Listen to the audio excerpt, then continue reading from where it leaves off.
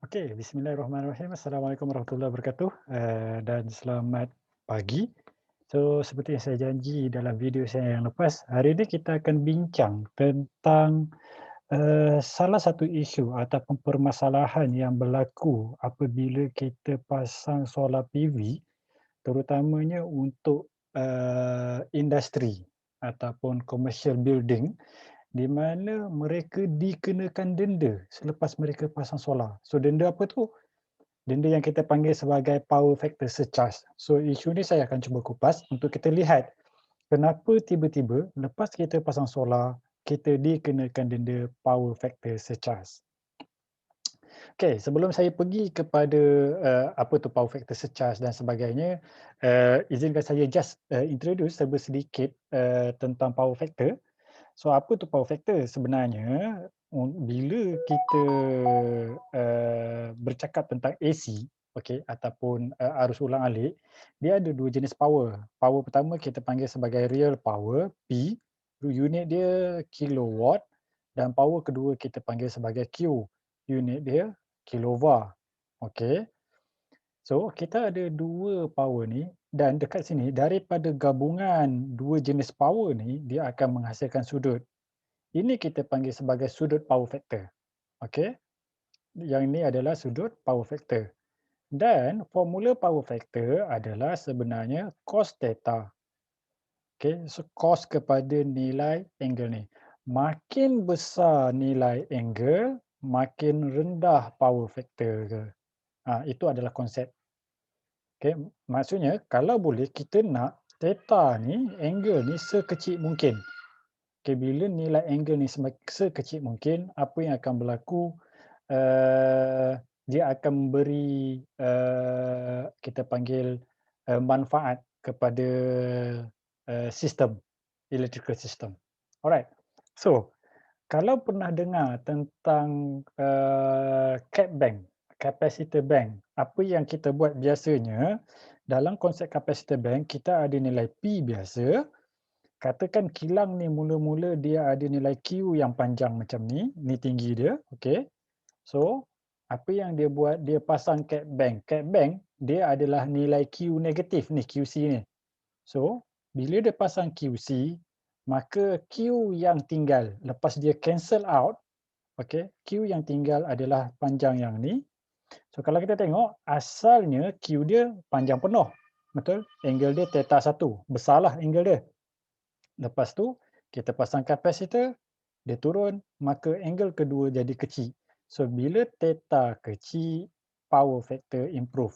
Sebab tu salah satu solution untuk kita improve power factor adalah dengan kita mengurangkan nilai Q, secara automatik theta jadi kecil dan power factor akan jadi tinggi. Okay, ini keadaan biasa yang kita tengok dalam sistem elektrik. So, apa kaitan dengan solar? Okey. Isu dekat solar sekarang ni, dia tak kacau Q, yang dia kacau P. Okey, so apa pula kaitan dengan kalau kacau P? Okey, saya pakai gambar yang sama. Katakan sekarang ni, saya assume dalam kes ni, katakan ini adalah Q asal, saya ambil Q asal, saya tak nak ambil Q dulu lah, kita ambil Q asal, Q1, P asal, lepas tu kita pasang solar. Katakan solar kita banyak ni. Ini adalah amount solar yang kita hasilkan. Dengan kata lain, kalau kita hasilkan solar banyak ni, baki daripada TNB cuma banyak ni. Betul? Sebab jumlah load kita dia perlukan sebanyak ni, sebanyak hijau ni lah. Okay, katakanlah kalau ni 100. Solar hasilkan 20, maka 80 mesti datang daripada TNB. So ini adalah P daripada TNB. Okey, ingat solar kalau kita set power factor 1, dia cuma menghasilkan P sahaja, dia tak menghasilkan Q. Tapi kilang kita ni tetap memerlukan Q yang sama. So, apa yang akan berlaku? Q yang sepanjang-panjang ni saya shiftedkan dia jadi panjang ni. Maksudnya kalau saya garis, dia akan jadi panjang ni lah kan? Okey, sebab kita assume dia sama panjang. Cuba tengok apa berlaku kepada theta. Bila kita masukkan P baru ni daripada solar, kita akan dapati nilai theta, oops, nilai theta akan jadi makin besar. Okey, makin besar P yang kita masukkan, saya ambil senario kedua, contohnya saya pakai warna hijau. Katakan kalau saya buat P saya nilai solar besar macam ni, so nilai Q saya kekal sebab solar, katakan dalam kes ni kita assume solar tak menghasilkan Q. Okey, kita cuba tengok apa yang berlaku kepada angle, makin besar angle dia. Okey, makin besar angle dia. Sebab tu dalam kes ni kita kata tadi bila theta makin besar, power factor akan makin jatuh. So, dalam kes ni kita faham sebenarnya power factor dipengaruhi oleh dua perkara. Yang pertama, dia dipengaruhi oleh Q. Kalau kita kecilkan Q, theta akan makin kecil. Tapi kalau kita kecilkan P, theta akan makin besar. So, kedua-dua parameter ni main peranan kepada nilai power factor. Sebab tu dalam kes ni bila kita cerita tentang solar, solar menghasilkan P. Katakan kita limitkan dia, kita tak nak dia hasilkan Q daripada inverter.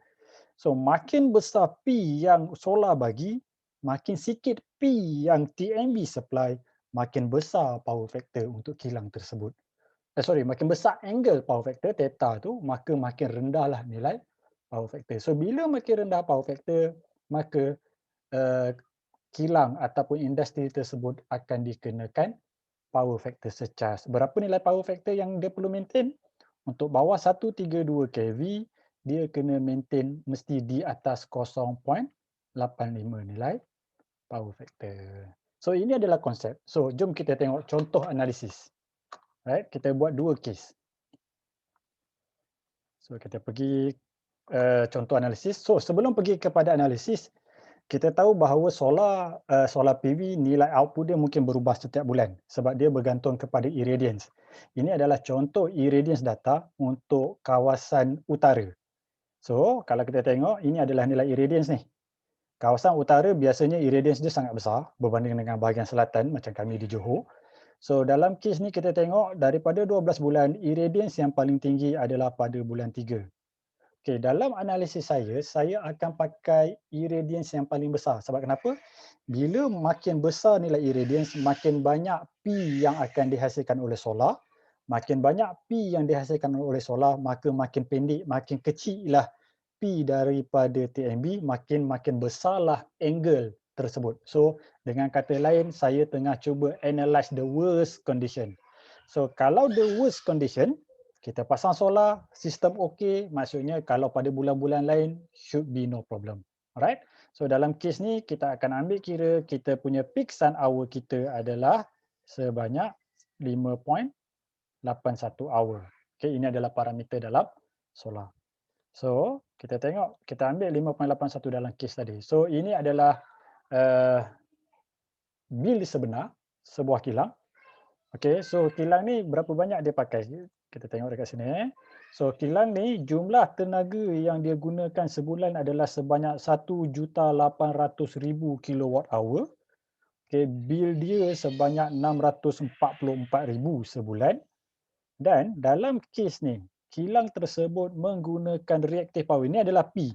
Ingat tadi kan kita ada P dengan Q. Kilang tersebut menggunakan Q sebanyak 791,529 kilowatt.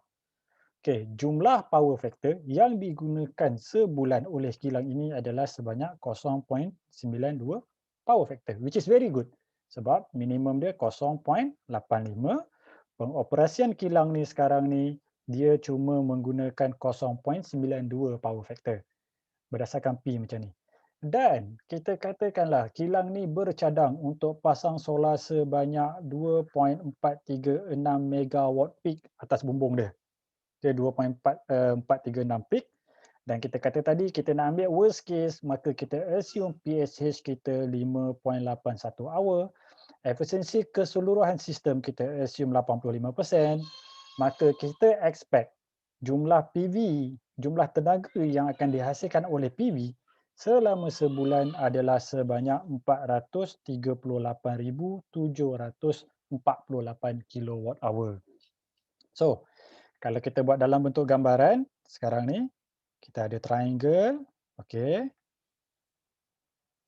Panjang yang ni asalnya adalah 18011982. Okey. Tinggi yang ni asalnya adalah 791529. So bila saya ada solar, apa yang akan berlaku? Solar dia akan injek sebahagian tenaga. So berapa banyak dia injek? Dia injek sebanyak 403 betul.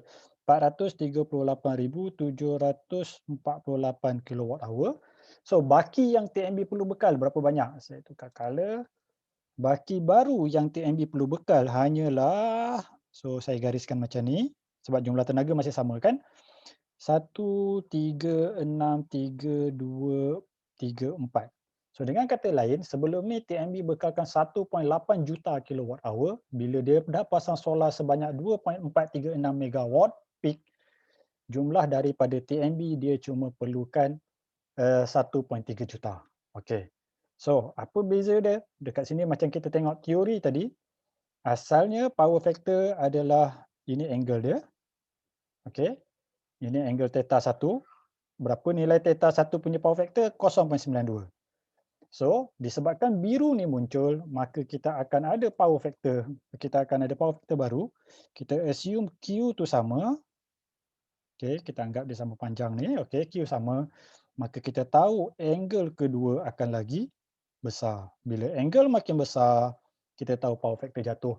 Dalam kes ni, bila kita pasang solar, power factor jatuh dari 0.92 jatuh ke 0.86. So, worst case scenario, power factor untuk kilang tersebut akan berada pada nilai 0.86. Maka perlu tak kita buat power factor correction? Tak perlu.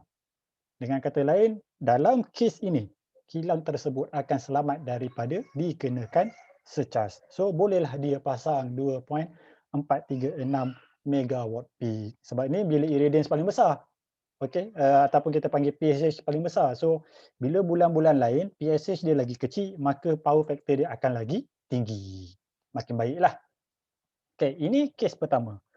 Katakan kita pergi kepada kes kedua. Dalam kes kedua ni, saya nak assume nilai masih sama. Okey, maksudnya saya nak kata kilang ni masih menggunakan 1.8 juta, masih pasang kapasiti solar yang sama, efisiensi yang sama, expected PV output yang sama. Cuma yang saya ubah dekat sini, saya assume kilang ni dia lebih banyak motor daripada kes pertama.